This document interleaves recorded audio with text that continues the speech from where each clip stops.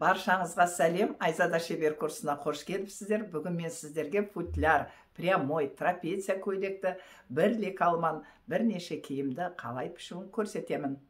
Ұнаса лайк басып, подписаться етіп, колокольчикті басыңыздар. Келесі түсірілімді жіберіп алмау үшін Инстаграмға да тіркелуді ұмытпаңыздар. Комментарияға жазыңыздар, қандай киімді пішуін көргілеріңіз келеді. Мен соны пландап салып отырамыз сіздерге. Кәні кеттік, пішуін бастайық. Ойнымыздың айналасын ошына 2 бөліп саламыз. 16-ны 2-ге бөліп саламыз. Бұлай қарай, енді 8 сантиметр болады, ол мына жерге келеді. Мінеке 16-мыз мынау, бұлай қосамыз. Өйткені алдымыз үлкендеу болу керек. Мына жерден біз 13 сантиметр аламыз. Мына жерден 4, мына жерге шейін, мынадан мінерге шейін бізде 18 сантиметр.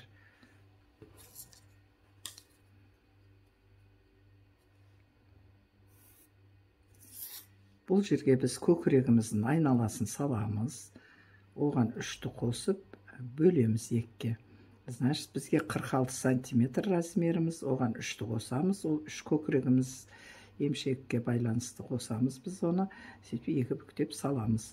Онымыз біздің мына жерге келді. Енді біз мына точканы мына жерге түзу қып қосып аламыз.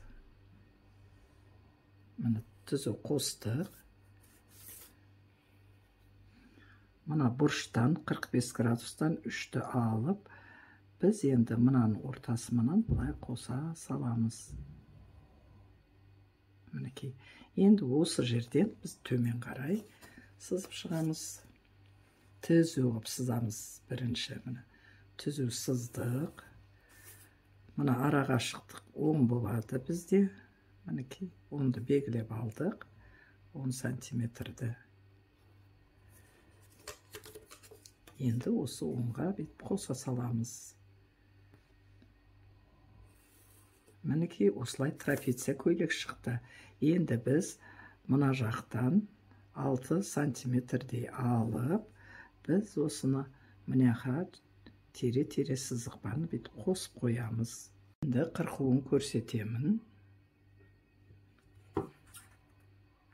Ешқандай запас қоспаймыз.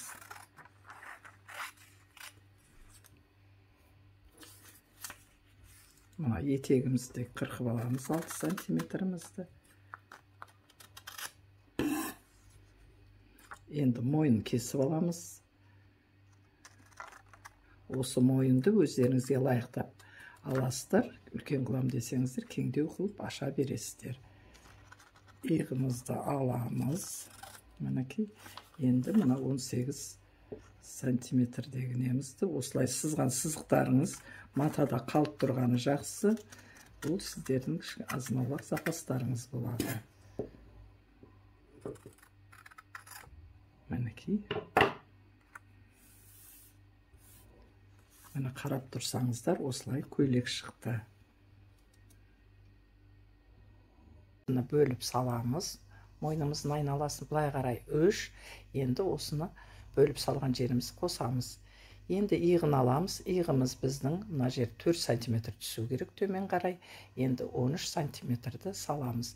13 сантиметрден осы жерге шейін 18 сантиметрді сызып аламыз да.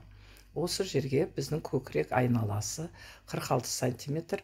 46 сантиметрді бөліп саламыз. Мінекей. Енді мына точканы түзу көкіректің сызығына қосамыз. Бұрыштан 3 сантиметр алып, мынаның орта жағына қоса саламыз. Міне кеудесі шықты. Енді мына жерден түзу түсіреміз төмен қарай, көйлегіміз ұзындығына қарай. Нерден 10 сантиметр алып, мына төмен жағынан алуға бола береді. Міне үсіп сызып аламыз. Енді мына жерден 6 сантиметр көтеріп, салаңдап кетпеу үшін екі шеті, міне осылай қырқып аламыз, сызып аламыз. Міне осы. Енді біз мінекей алды, арқасын салдық. Енді осыны былай қойсақ, осы жермен теңесіп, мұқият әдемі болып тұр. Енді біздің алатынымыз бұл жерде мына біздің алдымызды 1,5 сантиметрдей былай ойып аламыз.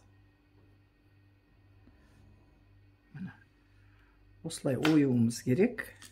Қазір мен ойып көрсетемін мына жерде. Бұл біздің алдыңғы бөлігіміз болады.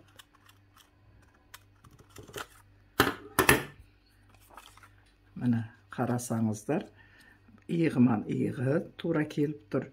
Тек алды біраз бері қарай, ішке қарай кіріп тұрады. Мінекей үстіп оңай түрінде сіздер прямой көйлекті тие алатын боласыздар. Мінекей оңай түрінде осындай көйлекті өздеріңіз тігіп шыға аласыз. Мінекей біз прямой футляр көйлегімізді, трапеция көйлегімізді пішуінде аяқтадық.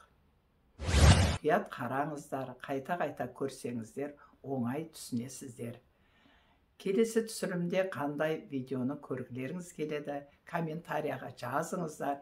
Менің YouTube каналымды туған туыс бауырларыңызға да тарқата жүріңіз.